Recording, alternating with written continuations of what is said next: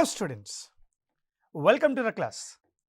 Welcome to the class on Indian polity and constitution. Friends, today, as we all know, the TSPSC has released Group 1 notification. We are starting a series on Indian polity and constitution. And this series consists of 15 episodes wherein I will be dealing with important topics related to Indian polity and constitution which are useful for your prelims. So my intention is here to make sure you get as many as questions correct in your prelims with respect to Indian polity and constitution. Today in this class, I will be introducing to you the syllabus of all the 15 classes as well as the schedule, as well as we will start with class 1. As we all know, we are dealing with Indian polity and constitution. Now what is constitution? Constitution is nothing but, or Indian constitution is nothing but, it is a written codified document. It is a written codified document which consists of certain provisions, like articles, schedules, etc. Indian constitution is the primary law of the land. It is the primary law of the land. Indian constitution is the primary law of the land, which is a written codified document which consists of certain provisions like your articles, schedules, etc. Sir, if Indian constitution is a primary law and which is a codified document, what is polity? The practical application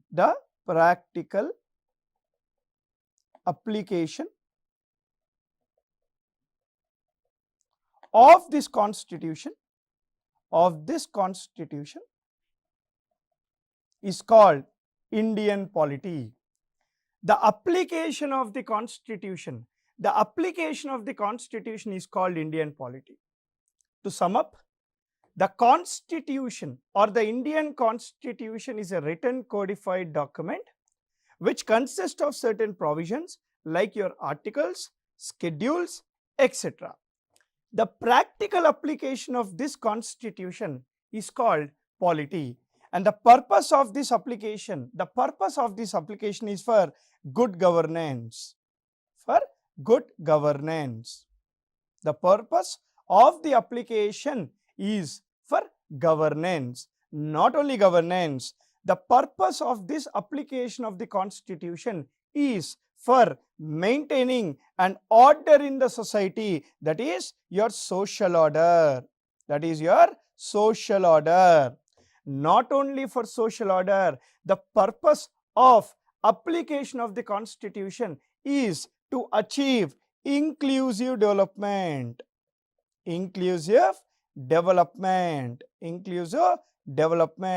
See, look at this. The purpose of the application of the constitution, which is called polity, the objective of polity, the procedure of applying the constitution of India, the purpose of this is to ensure, to bring governance in the country, to ensure inclusive development, to ensure sustainable development, to ensure order in the society. This is the primary law of the land. My dear friends, this constitution, which is the primary law of the country, is not only with you till you write the exam, but also stay with you even after you becoming the officers, even after you becoming an RDO, even after you are part of the bureaucracy in Telangana. You have to align with the Constitution of India. So Constitution stays with us till your retirement. Even after retirement, it will be with us only. So this is the Indian polity, and Constitution, my dear friends. As we are getting into deeper in the subject, as I told you before, I wish to introduce syllabus of Indian Polity and Constitution for Group 1 as well as the schedules. What is the schedule for the classes? We have 15 set of classes to complete Indian Polity and Constitution for prelims Group 1. So today in this class we are going to do three things. Point number 1, we will look at the syllabus of Group 1 Polity Constitution, prelims as well as mains. Just give a glimpse. 2, we will see the schedule of what are the subjects we are going to do, what are the topics we are going to include in these 15 classes. And 3, we are going to start chapter 1 or topic 1 today itself. So to introduce the syllabus of TSPSC Group 1 syllabus explanation for TSPSC, let us continue and see Polity and Constitution. Polity and Constitution is there in prelims as well as your mains.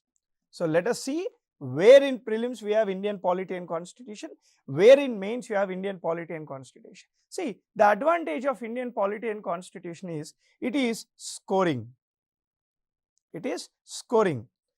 I can assure you 80% of the questions you can answer it when you are thorough with this subject.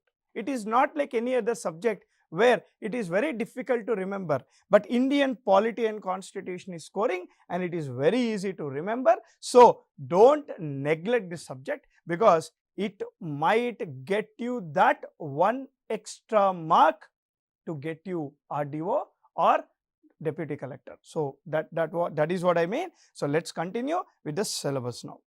Chalo. Right. So this is the pattern of the Group 1 exam which we have recently released by TSPSC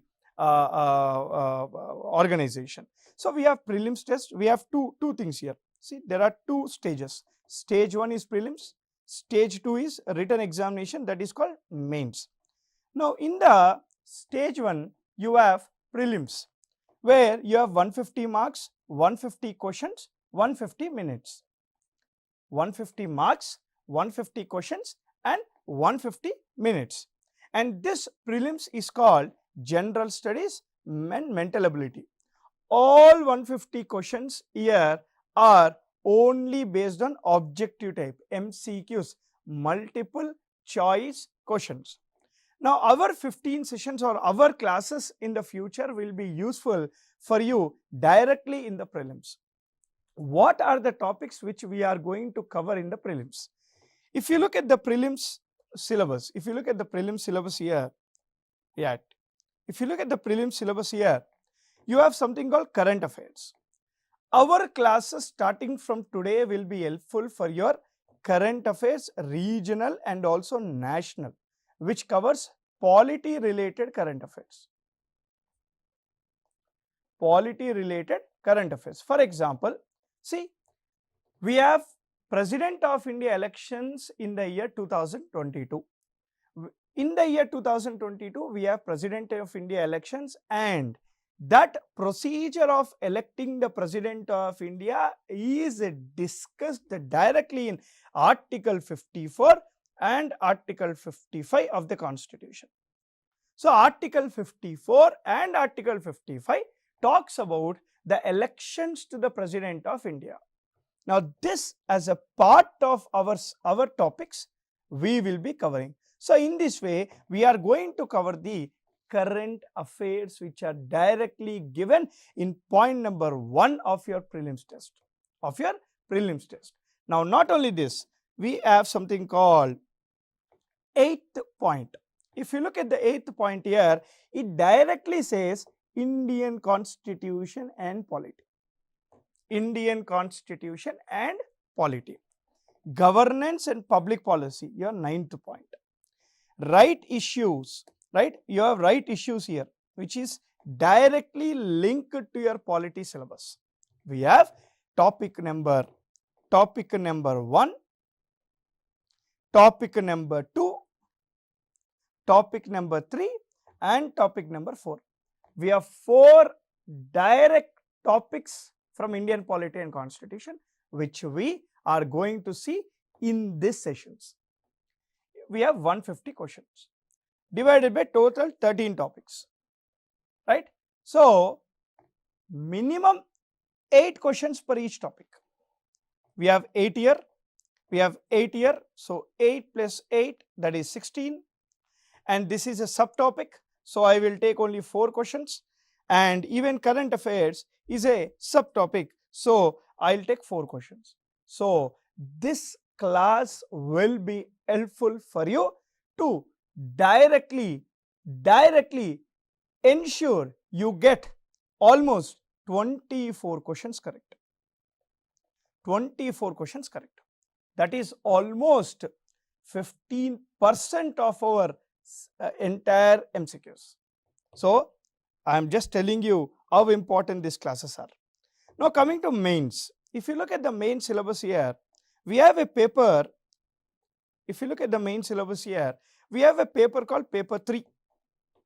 Paper 3 is directly linked to Indian society, constitution, governance, which is about 150 marks.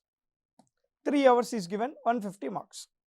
Now, this prelims based classes are also useful for your Paper 3. Which topics in Paper 3? Which topics in Paper 3? These topics. Paper 3, subtopic 2, Constitution of India, directly linked. Evolution of the Constitution, Drafting Committee, Constitutional Philosophy, you have salient features, amendment, basic structure doctrine, fundamental rights, you have something called directive principles of state policy, fundamental duties, rule of law, all this we are going to cover. And thirdly, system of government, this is parliament, parliamentary system, central government, state government, legislative privileges, this is article 105, article 105. So, you have judiciary, Indian judiciary in India, judicial activism, independent character of judiciary, tribunals, fast track courts, subordinate courts, all this we cover. And very important, and you can expect a question from here, that is your center state relations, 73rd, 74th Amendment Act, that is your Panchayati Raj institutions and municipalities, as well as water disputes, resolutions, etc. So, these topics we will be covering in these sessions of Indian polity and constitution for Group 1 prelims. Now, what is the schedule for 15 classes? So, we have total 15 classes starting from today. So, we have 15 sessions. Now, you have session 1. If you look at session 1, which we are going to see it today, and we have historical background of the constitution, separation of powers theory. Separation of powers theory is given by Montesquieu. Montesquieu. We have evolution of the Constitution of India, that is the drafting committee, making of the constitution. These topics we will be dealing it today after this completion of topics. 2. The second thing we are going to, second lesson or second topics which we are going to discuss is the salient features of the Indian constitution, the source of the Indian constitution, the schedules of the Indian constitution, and these are the 3 major topics we are going to see in second topic. Now, coming to third one, we will be covering preamble, part 1, part 2, that is part 1 is union and its territories and its union and its territories. We have part 2, Indian citizenship, Indian citizenship, and as well as Indian Citizenship Act of 1955 and recent amendment to it in the year 2019. Citizenship Amendment Act of 2019. These questions we will be covering, and all these are expected questions. I am sure few questions directly or indirectly come from our topics. Now, I have 4th and 5th classes as Fundamental Rights 1, Fundamental Rights 2. See, there are 2 important topics which you need to give preference. There are 2 important topics which you have to give preference with respect to Indian polity and constitution. One is your fundamental rights. One is your fundamental rights. One is your fundamental rights. And the second important topic we have is your parliament. So these are the two major topics you need to focus on. These are the two major topics you need to focus on. So now, because fundamental rights is so important, we are doing 2 sessions for fundamental rights. Okay, fundamental rights is very important and you can directly expect a question from fundamental rights topic. So we will be doing almost 20 MCQs, 20 objective type questions. 20 MCQs, 20 objective type questions. And the 6th one we have is directive principles of state policy as well as fundamental duties. We have directive principles of state policy as well as fundamental duties. Directive principles of state policy is discussed in part 4 of the constitution, and fundamental duties part 4A. Part 4A of the constitution. Okay. So this is your 6th topic. Now coming to 7th topic. We have something called President, Vice President and Council of Ministers, including your PM. So all this is part of your parliament. This is part of your parliament. And this is covered in your 7th topic. President, Vice President as well as your Council of Ministers. Now coming to 8th topic. As I told you before, parliament is very important for your exam along with fundamental rights. We will be dealing parliament also more than one topic. We will be taking it more than one. So 8th topic we have is parliament legislative procedure. So in this parliament legislative procedure, we will be discussing certain bills. Money bill, financial bills, constitutional amendment bills, financial bill type 1, type 2, how the bills are passed in the parliament, what is first house, what is second house, so what is parliamentary committees. So all the questions will be based on that. And secondly, we have something called parliament financial procedure and anti-defection law. So parliament financial procedure, we have budget, how budget is passed, and anti-defection law, we have to cover this in schedule 10 also. 10 schedule also talks about that. So these are the 2 things we will be dealing in 9th topic. Now coming to 10th topic, we have governor and state legislature. We have something called governor and state legislature. Governor as well as state legislature. Governor as well as state legislature.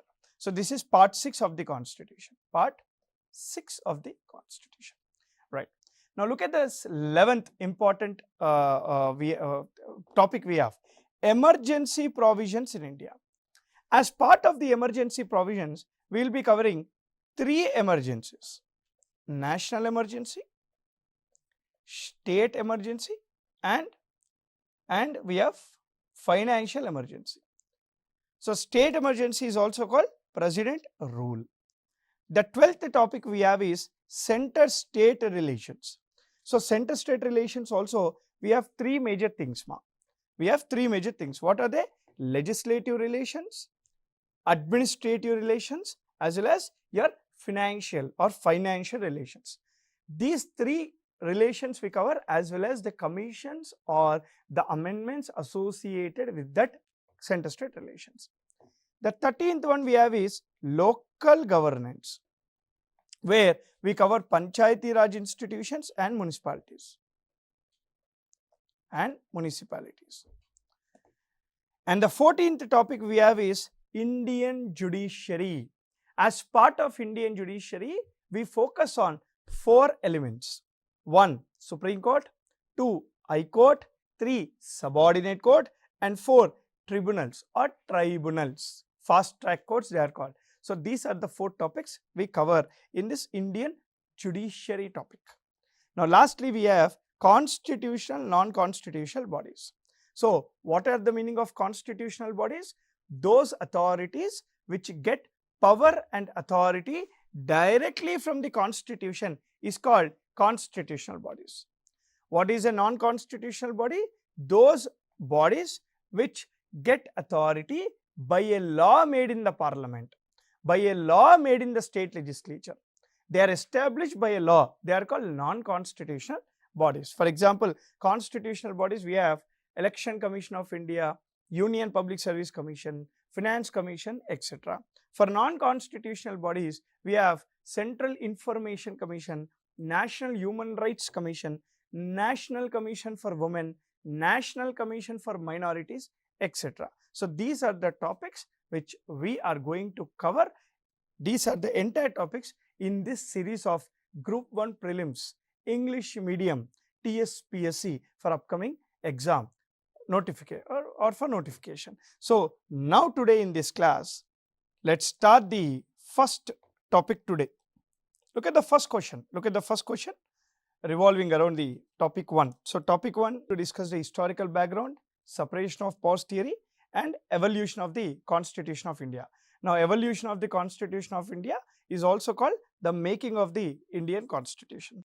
Question number 1. Which of the following is or are the nature of separation of powers theory? See, separation of powers theory is given by a French philosopher Montesquieu in his book The Spirit of Laws. In his book The Spirit of Laws. Now let us solve this question. Statement number 1. According to separation of powers theory, the state is divided into different organs. Each organ has a unique function to perform. All organs work together. If you look at these 3 statements keenly, it says options are 1 only, 1 2 only, 1 3 only, 2 3 only, or all are correct. Firstly, there is no none of the above. Secondly, 1 as a option is there in almost 4 options.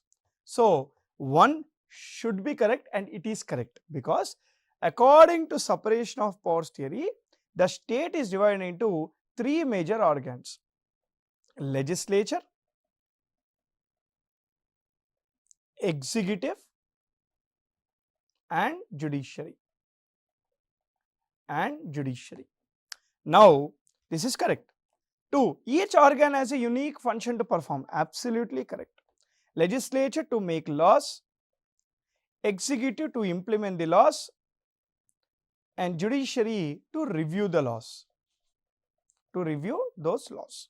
So these 2 are correct. So as these 2 are correct, you can actually eliminate these 2 options. Now look at the third one.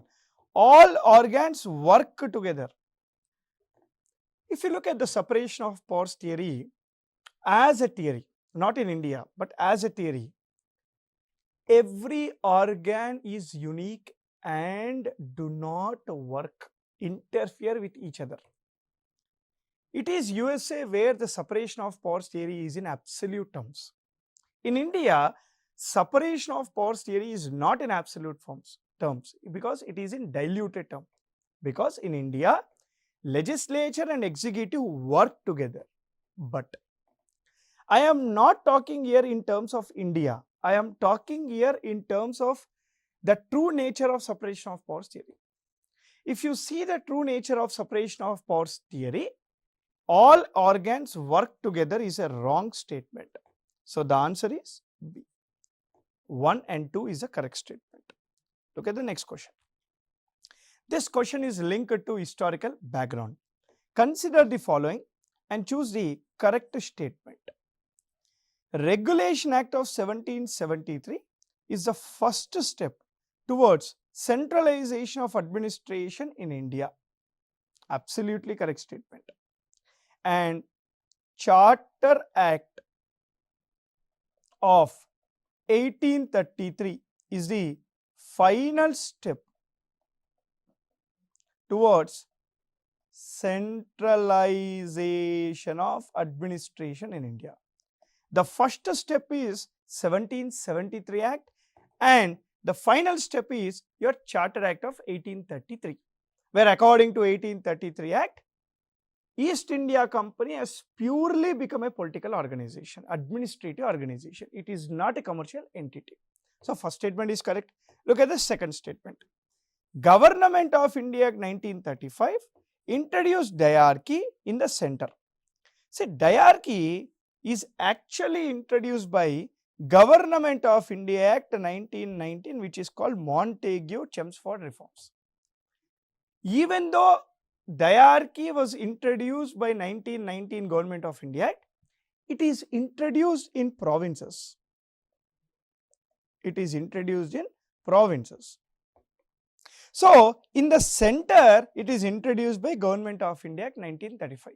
Not only that, Government of India Act 1935 abolished diarchy in the provinces and introduced in the center. So, answer is C. Both the statements are correct. You need to be very careful in understanding the words given in the question.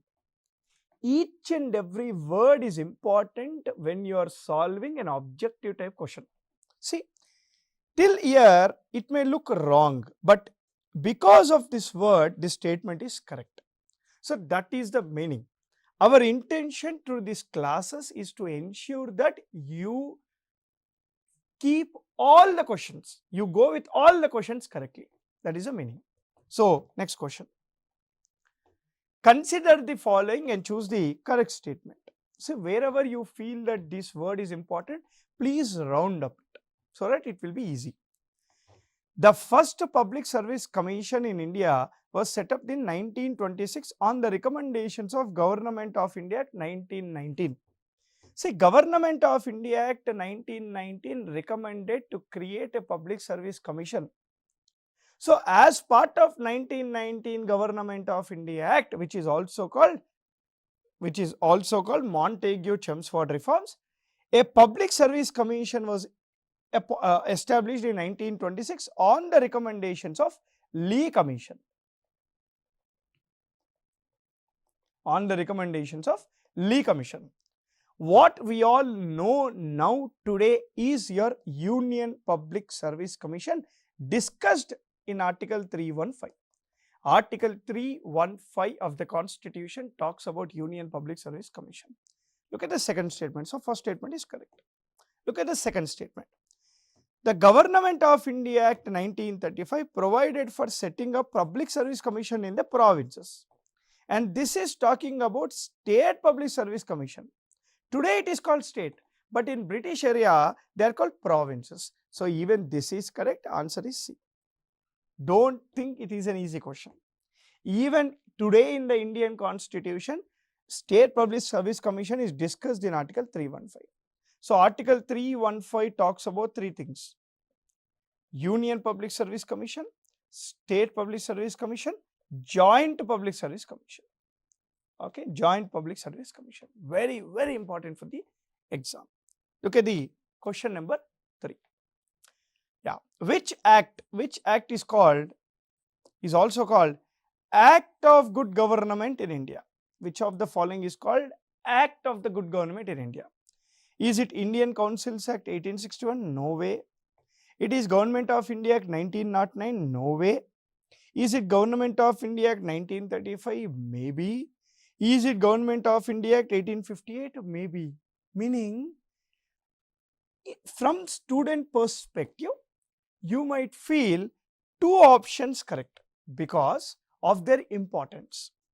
Government of India Act 1935 is majorly very important because 70% of Indian Constitution is directly taken from Government of India Act 1935. And Government of India Act 1935 is an act which is made after thorough consultations of all the stakeholders like Indians. But this is not the correct answer. The answer is Government of India Act 1858 because Government of India Act 1858 is the first act given by the British Queen or the British Parliament after taking direct control. After taking direct control from East India Company. From East India Company.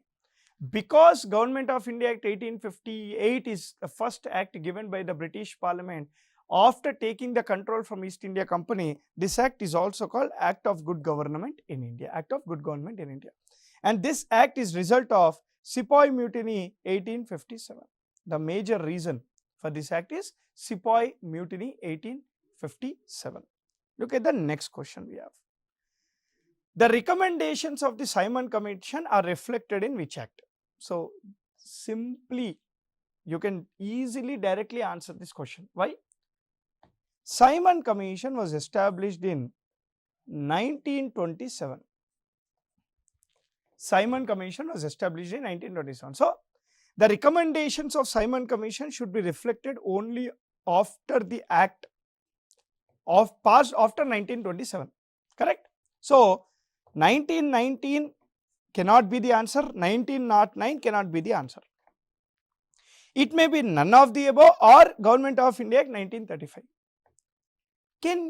Is there any important act after 1935?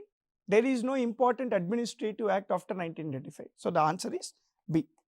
స్థాయ్ Commission was established in 1927 for two reasons. One, to study 1919 Government of India Act, study and provide recommendations for the next act. On the recommendations given by స్థాయ్ Commission, 3 roundtable conferences took place in London. 3 roundtable conferences took place in London. So, even the answer for this is Government of India Act 1935. See, there are two things we want you all to know from these sessions. One, we provide the expected questions for TSPSC Group 1. 2, how the questions are framed, how you need to answer, what is the elimination process. These are the things also you need to focus here. Look at the next question we have. When is the Constitution Day of India celebrated? What a easy question. Constitution Day of India celebrated. This is also called Law Day. This is also called Law Day. When is the Constitution of India celebrated? November 26 to 1948, January 26 to 1950, November 26 to 1949, January 26 to 1930. See, January 26, 1950 is called Republic Day. So, this is not the answer. Now, January 26, 1930 cannot be the answer because it is the result of Lahore session. So, this is not the answer. It may be C or A. Now, look at this. The only difference we have here is years. Now, Constitution Day is celebrated only when the Constituent Assembly has adopted or passed the Constitution of India. When did the Constitution passed by the Constituent Assembly? November 26, 1949. Answer is C. Answer is C. Absolutely, answer is C. So, these are the questions we have for topic 1, that is your historical background and separation of powers theory and evolution of the Indian Constitution. We will meet again in the next class with topic 2, that is the features, source and schedule of the Indian Constitution. Till then, thank you very much. Namaste. Jai Hind.